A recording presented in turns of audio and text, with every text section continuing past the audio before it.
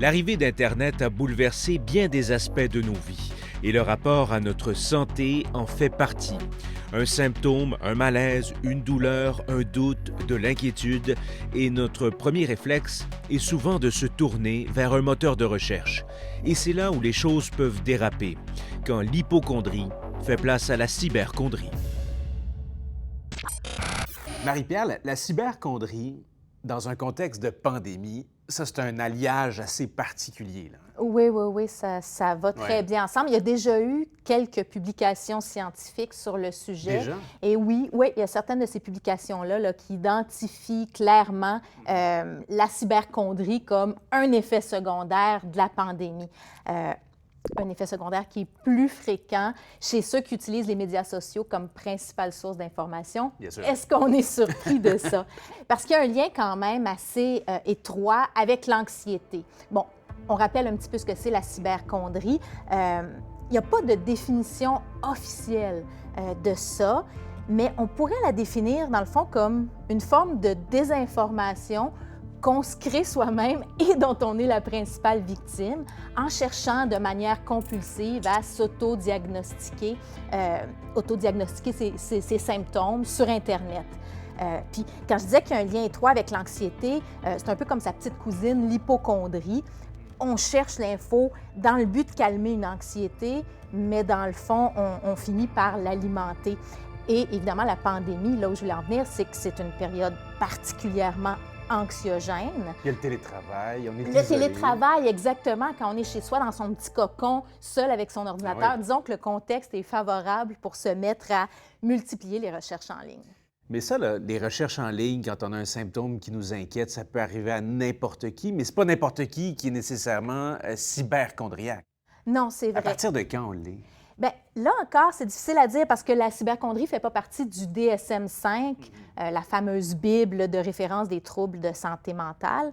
Donc, il n'y a pas de consensus quand vient le temps d'établir des critères diagnostiques. Pas d'estimation précise du pourcentage de la population qui est affectée non plus. Il y a quand même un outil d'évaluation qui a été publié en 2014, le Cyberchondria Severity Scale, ou CSS. Le test, en gros, il englobe les 5 principales dimensions de la cyberchondrie, à savoir l'aspect compulsif et à quel point ça affecte les activités de la vie quotidienne, la détresse, le caractère excessif, la quête de réassurance. Dans le fond, ce qu'on veut, c'est être rassuré quand on fait ça. Et aussi la méfiance envers le personnel de la santé. Ça vient souvent avec. Si je donne un exemple concret, mettons que j'ai une petite contraction musculaire involontaire là, dans les doigts, comme ça arrive parfois. On s'en va sur Internet, contraction involontaire, doigt, ou mieux encore, dans le fond, si on veut avoir vraiment plus de résultats, là, puis vraiment aller se perdre dans les dédales du web, on le fait en anglais. Ah ben oui. Oui, donc finger twitching. Et là, avant même de lancer la recherche, on nous suggère finger twitching Parkinson. Ah ben oui. Donc, là, déjà, ça nous joue dans la tête un petit peu. Mettons qu'on clique juste finger twitching.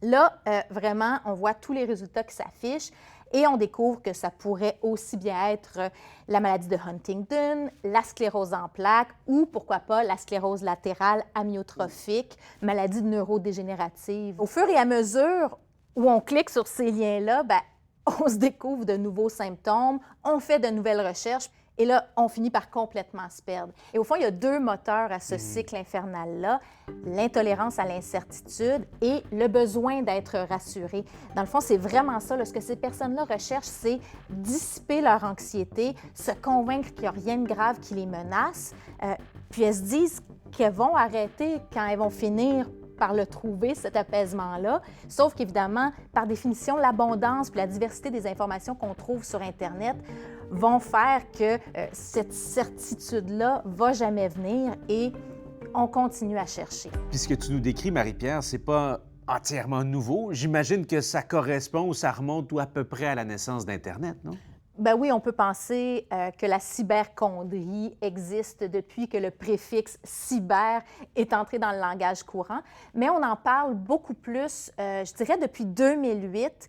C'est l'année où il y a eu la publication d'une vaste étude sur le sujet par des chercheurs de Microsoft qui se sont intéressés au comportement en ligne d'1 million d'internautes, au contenu de dizaines de millions de pages web et qui ont aussi posé des questions à 515 employés de l'entreprise. Et leur but, c'était vraiment de comprendre les facteurs qui contribuent à l'escalade de l'inquiétude quand on se met à faire des recherches liées à la santé en ligne. Mais parmi les conclusions les plus intéressantes, il y a le fait qu'à peu près le tiers des internautes qui se lancent dans une recherche élaborée à connotation médicale, disons, bien, ils ont tendance à escalader. Et c'est vraiment le terme que les chercheurs emploient, escalate, c'est-à-dire que la recherche d'un symptôme assez banal, initial, va finir par se métamorphoser en recherche sur quelque chose de beaucoup plus sérieux.